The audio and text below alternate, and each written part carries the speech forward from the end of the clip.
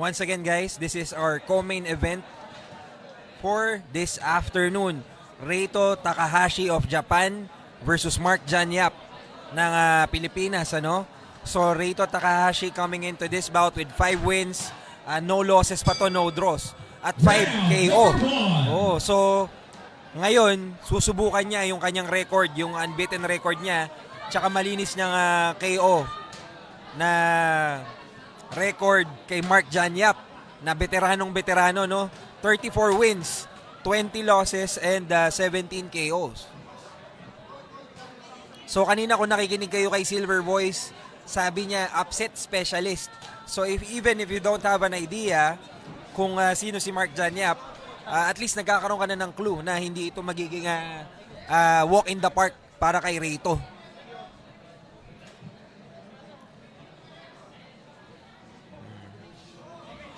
Both boxers.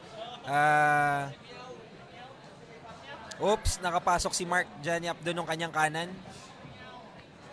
Si Takahashi pala is using yung unorthodox. Kanan po ang kanyang lead hand.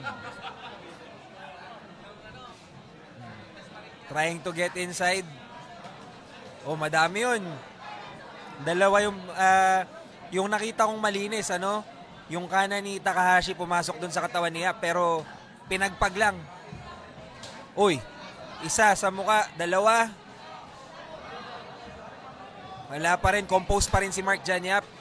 Nagpatama din si Yap sa muka ni Takahashi.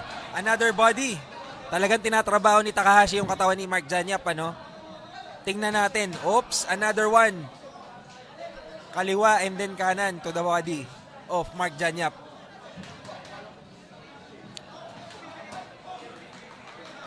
Sumenya si Yap na mababa daw yung uling bitaw. At nagpasok din si Janyap. Si Mark Janyap sa katawan ni Takahashi.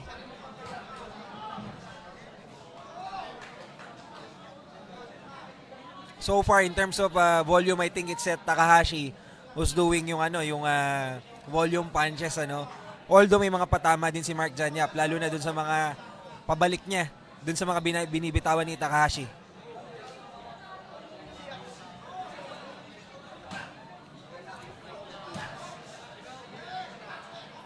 Sa mga nanonood just now, si Mark Janyap po yung naka-blue trunks with yellow trim, at si Takahashi naman po yung naka-light pink na shorts na may sequence. Nako, medyo sunod-sunod yung patama ni Takahashi on the head of Mark Janyap. Last 10 seconds sa first round.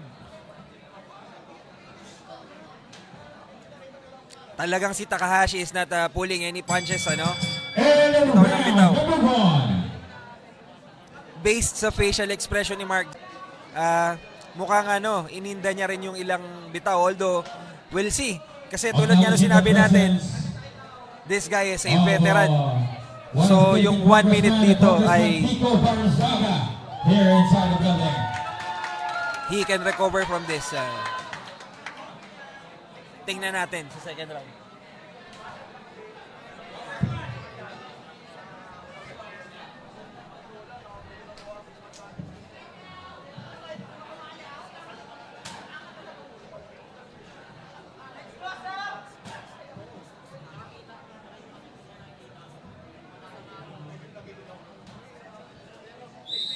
Second tap.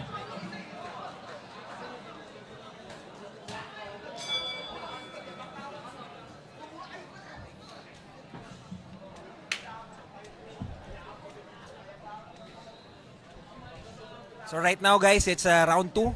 Mark Janyap versus Reito Takahashi of Japan. So right now in the middle of the ring, nagsusukatan na naman yung dalawang boxer natin.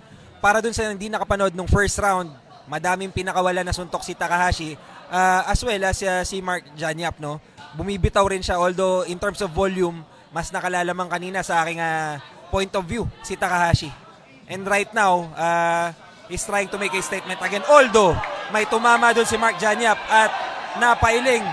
Ito na ba yung sinasabi ni Silver Boys na upset?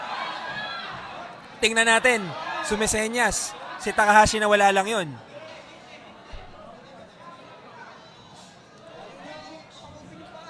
Isa na namang kaliwa to the body. Mark Janyap maintaining that high guard. Although may mga lumulusot no, sa katawan. Medyo awkward lang yung exit ni Mark Janyap. Let's see. Oops. Tumama siya sa midsection ni Takahashi. Another. Na dalawang bitaw dun sa mukha ni Takahashi, no? Although hindi ata ganun pa kalakas yung napakawalan dun. Another left sa mukha ni Mark Janyap. Tingnan natin kung anong bitaw niya. Ayun, nagpakawala siya ng isang kanan. Tumama. So far, nakikita nating pattern dito. Mark Janyap is using the ropes sa bawat exchange nila. And he's doing a great job na i-endure yung mga bitaw ni Takahashi. Remember guys, kakasabi ko lang sa inyo, 5 knockouts sa 5 wins si Takahashi. Ibig sabihin, hindi biro itong hapon na boksingero na ito.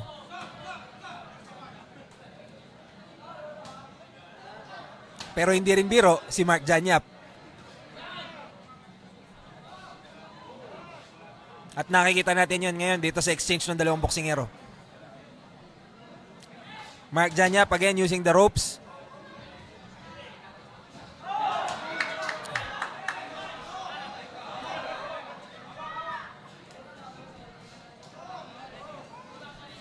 Nagpakawala na naman si Takahashi ng combo. Pumasok po yung kanan niya doon sa katawan ni Yap. Right now, they're engaged. Ayan, binrake muna.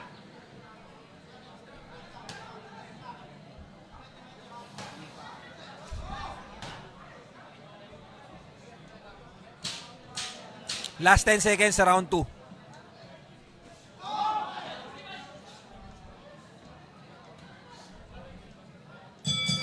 And on the round. Very exciting fight. At again guys, this is scheduled for 6 rounds. Nasa pangalawang round na tayo. Up next is round 3. Abangan natin ang susunod na magiging aksyon dito sa Takahashi versus Yap.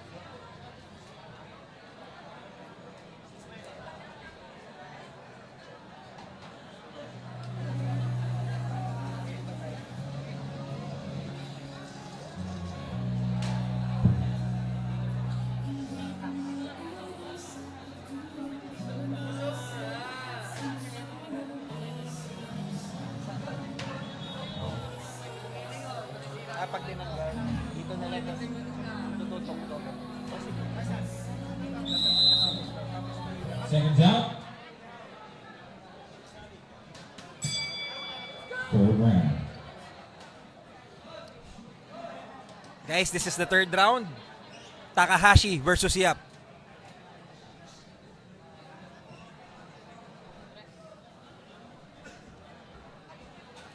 So nakikita natin ngayon medyo pumapasok si Yap no, sa gitna ng ring. Kasi kanina mas majority ng exchanges nila nandun siya sa ropes eh. Uy!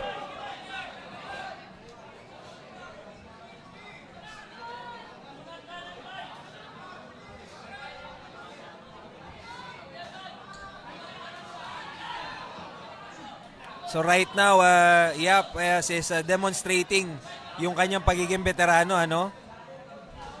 Kahit na standing toe-to-toe with Takahashi, nasasalag niya pa rin yung iba dun sa mga binibitawan. Remember, Takahashi has 5 wins at 5 KOs. So yung mga suntok na yun ay hindi karaniwang suntok for sure. So far, in terms of enduring yung mga suntok ni Takahashi, Mark Janyap is doing a great job dun sa kanyang resistance dun sa lakas ng suntok. Hindi pa natin nakikitaan ng sobrang pagka-apekto si Mark Janyap. He's still fighting. Ayan, nagpakawala siya ng kaliwa sa body ni Takahashi. Isa sa muka sa jaw ni Takahashi, right jaw. Still fighting it out. Uy, tumama na naman si Mark Janyap doon kaliwa sa muka ni Takahashi. Isa sa body, kanan. Uy, nakatama na naman si Mark Janyap.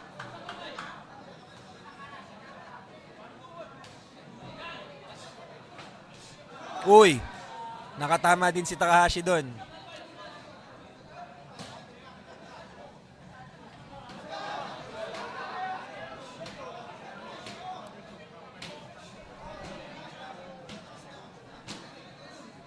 Mark Janyap maintaining yung kanyang high guard.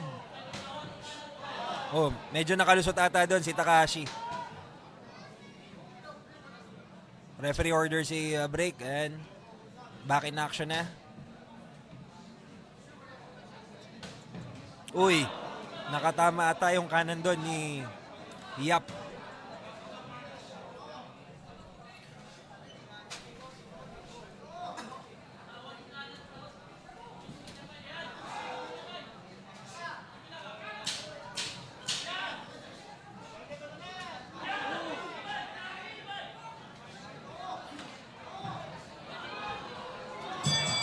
End of End of the round. round 3. This boxing event is presented to you by A. Jorge UKC Promotions.